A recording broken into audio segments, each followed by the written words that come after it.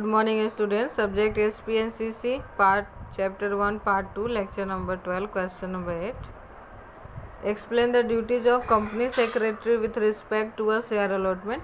Okay जब company share allotment करती है उस सिचुएशन में एक कंपनी सेक्रेटरी की रिस्पॉन्सिबिलिटी क्या बनती है, उनकी क्या ड्यूटीज़ होती है, वो इस लेक्चर में देखेंगे। स्टूडेंट एक बात कहना है, हमें पता है कि ये सिचुएशन अच्छे नहीं है, टाइम अच्छे नहीं चल रहे और लाइव लेक्चर और इस तरह से जो लेक्चर्स होते हैं उसमें काफ़ी डिफरेंस होता है।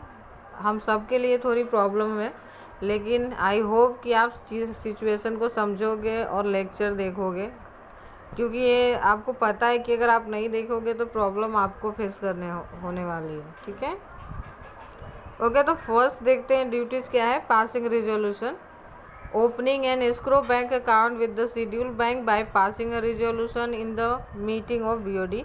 ओके, बीओडी के मीटिंग में आपको एक रिजोल्यूशन पास करना है जिसके थ्रू आप एक बैंक अकाउंट ओपन करोगे जिसको एस्क्रो बैंक अकाउंट कहते हैं, जो कि कंपनी के एप्लीकेशन मनी जमा करने के लिए ओपन किया जाता है।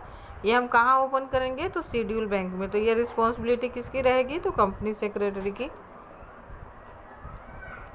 सेकेंड है agreement with the intermediaries, drawing an agreement with the various intermediaries like lead manager, registrar, banker to the issue, depository bankers etcetera, public issue. Okay, ये सारे के साथ आपको एग्रीमेंट करना है। फर्स्ट किसके साथ करोगे? तो लीड मैनेजर जो कंपनी को लीड करता हो। सेकेंड है रजिस्ट्रार जो कंपनी का रजिस्ट्रेशन किया हो। थर्ड है बैंकर जहाँ से आपके कंपनी का एप्लीकेशन मनी या फिर अलॉटमेंट प्रोसीजर किए जाने वाले। नेक्स्ट है डिपॉजिटरी, एनएसडीएल एंड सीडीएसएल में से किसी के साथ भी आपको अग्रीमेंट करने रहेंगे। एंड द लास्ट वन है ब्रोकर्स जो कि आपको हेल्प करेंगे इंटरमीडियरीज के रूप में, जो सपोज कि एप्लीकेशन नहीं मिल पा रहे हैं तो वो एप्लीकेशन दिलाने में आपको हेल्प करेंगे। तो ये सारे के साथ आपको एज अ कंपनी सेक्रेटरी आपकी ड्यूटीज़ बनेगी कि आप इन सब के साथ अग्रीमेंट साइन करो। ठीक है। थर्ड है अग्रीमेंट विथ स्टॉक एक्सचेंज। अब थर्ड इम्पॉर्टेंट चीज़ आती है कि आपको स्टॉक एक्सचेंज, किसी भी पर्टिकुलर स्टॉक एक्सचेंज के साथ अग्रीमेंट करनी रहेगी, क्योंकि जब हमारा जो सिक्योरिटीज़ और शेयर्स इशू होंगे तो वो लिस्ट कहाँ पे होगा? तो ये किसी पर्टिकुलर शेयर मार्केट के साथ लिस्टिंग होगी उसकी, तो इसके लिए उसके साथ भी अग्रीमेंट होना ज़रूरी है। Drawing an agreement with the recognised stock exchange for the listing of share. ठीक है।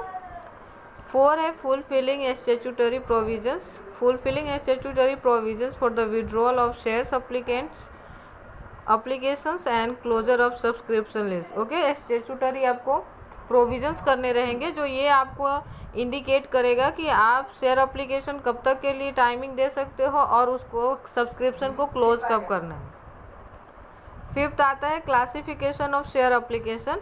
अगर आपको एप्लीकेशंस मिल जाते हैं 90% शेयर के सामने, तो हमने जैसे पिछले लेक्चरों में डिस्कस किया है कि उन सारे जो एप्लीकेशंस होते हैं हमें उसको डिफरेंट कैटेगरी में डिवाइड करना होता है। जो रिटेलर से लेके जो भी बड़े इन्वेस्टर्स होते हैं उनकी कैटेगरीज होती है। Preparing list for the applicants in the different categories. ठीक है।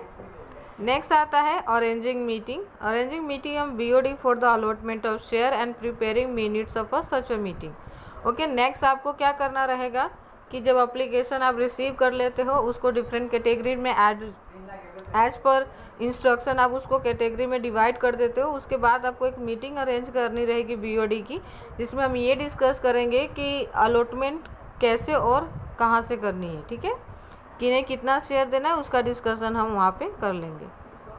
नेक्स्ट आता है इन्फॉर्मिंग एप्लीकेंट्स। ओके, अब आपने सपोज कि मैं आपके कंपनी में शेयर परचेज करने के लिए एप्लीकेशन करी थी, पर आपने मुझे शेयर अलॉट किया है या नहीं किया ये मुझे कैसे पता चलेगा? तो as a company members, as a company secretary आपको सारे एप्लीकेंट्स को जिसको आपने शेयर प्रोवाइड करी है उसको इन्फॉर्म करना रहेगा।